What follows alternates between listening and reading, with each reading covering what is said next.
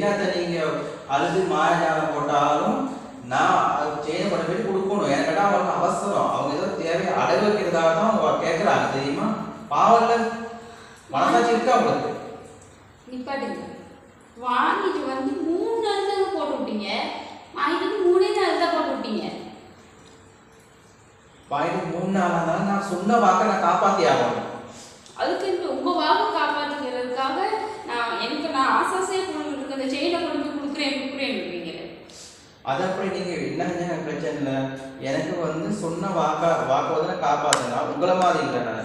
நான் வந்து எல்லா மனுஷனுக்கும் உதவி பண்றாரு. நான் சொன்ன வாக்கையும் நான் காப்பாற்றுற மனுஷன். நான் எனக்கு அந்த கதையை தெரியாது. நீங்க கழட்டி கொடுக்குறீங்க. கொண்டு போயிட்டு கொடுங்க.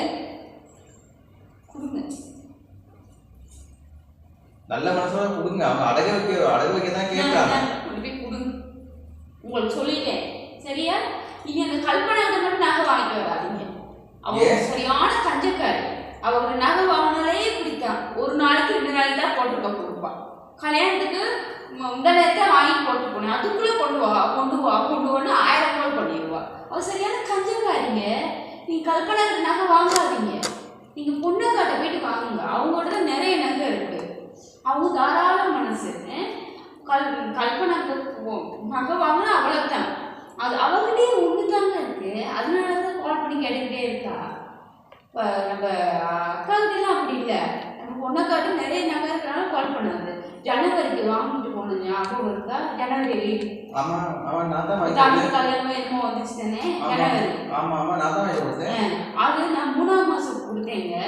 ஒரு வார்த்தை கேட்கல. நகைதா வா அப்படின்ட்டுலாம் ஒரு வார்த்தை கேட்கல.